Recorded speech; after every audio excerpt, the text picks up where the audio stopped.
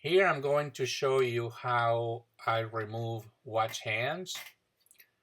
I like to do it this way because it avoids contact with the dial, and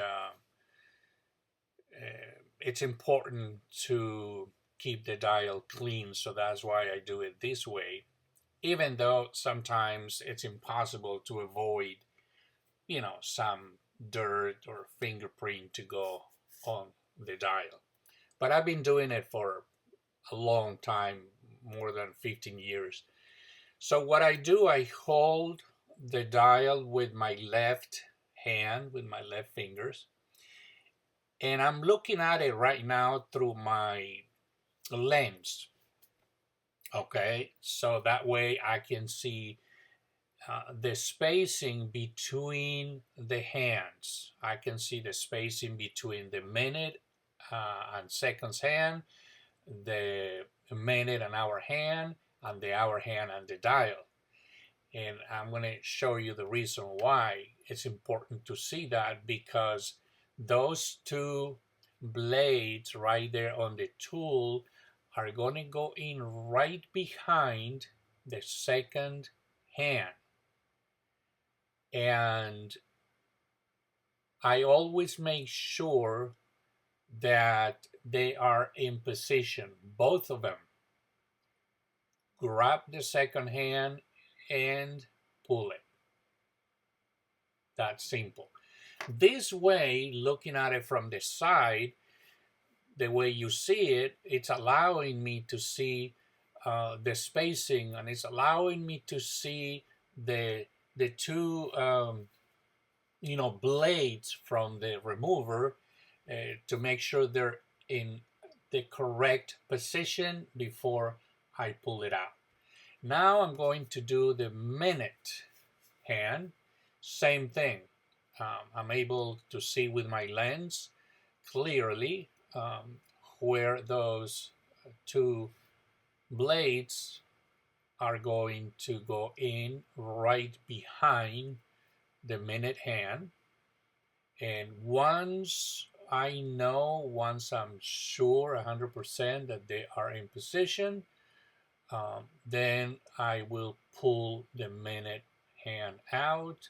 Make sure you hold the dial firmly with your fingers, because some of these hands are tight to the movement. And there you go. It comes right out. And now I'm going to remove the hour hand. As you can see, there is plenty of space between the hour hand and the dial. And it's not the case in all watches. Some watches, the hour hand is like very, very close to the dial, which could make it a little more challenging. Okay. On this Casio Duro MDV 106, there is plenty of space between the hour hand and the dial. So see right there, you can see why I do it this way, because I'm able to see everything: the hand, the grabber, whatever you want to call it, the little two metal pieces that will go right behind the hour hand. And once I make sure, looking at through my magnifying lens, and I know it's in position, and then I pull the hour hand out without damaging the hand or the dial.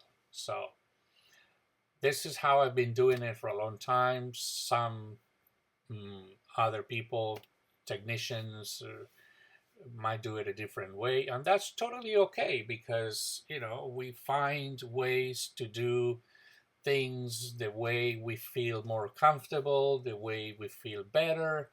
So there is really no this is the best way or that's the best way. I believe it's just how we feel more comfortable. Now I'm going to put them back.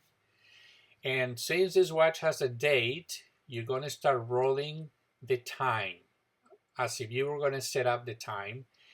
And once you see that the date starts rolling, you go slowly, slowly, slow, until it flips, until it turns to the next date right there. And you just leave it alone right there. And this is the way I have been doing it. This is the way I do it. This is the way I feel comfortable. I first position the dial in a way that I can uh, initially position the hour hand, which is the first one I'm going to be putting in there. And what I use is these tweezers with plastic tips. That's just to avoid scratching the hands or scratching the dial. And so I hold the dial. See, those are the tweezers I use.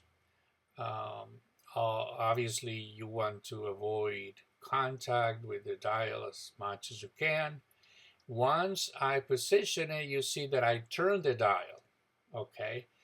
And I start pushing it around, pushing it from the bottom to make sure that it aligns with the 12 o'clock, you know, in the middle of those two markers. And I continue to move it around, push it from the bottom, and right there you can see that it's kind of almost there. There you go. It's right in the middle, and then I slightly push it in, and it's in. Once that's in, what I do, the way I like to do it, is I move it to the 6 o'clock before I put the minute hand. That's how I do it. Again, we all do it different ways.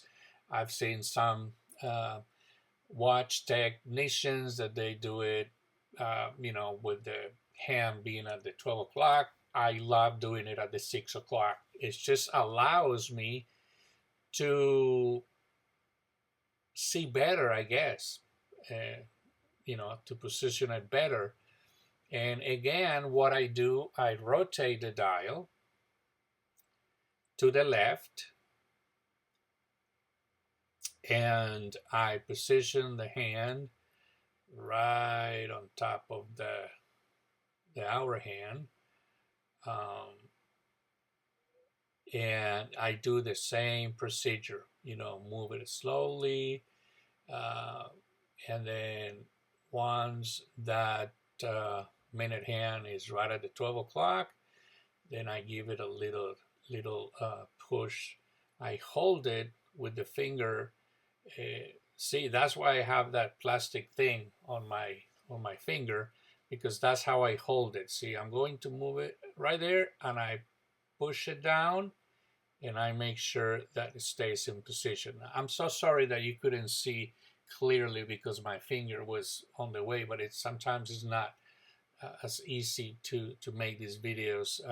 Like right now, see, I have my finger blocking the camera. Good job, Jason. You're blocking everything. I apologize for that, guys, but I'm going to remove the finger in a few seconds so you can see how this came out. I tell you, sometimes it could be frustrating making videos because, you know, we all make mistakes. But right now, you see that it's, there you go, see, 12, boom, it turned right at 12 o'clock, the date. So now we're going to go with the, see, there you go, it's perfect. It is perfect. Now we're going to go with the seconds. the second hand. And on that one, it's kind of funny the way I do it, but that's how I do with every watch, and that's why I'm wearing that little plastic thing on my finger. I make sure it's right on top of the post, hold it with my finger, and then push with that tool. And that's how I do it, guys. So I hope the video helps. Um, there you have it. Thank you so much.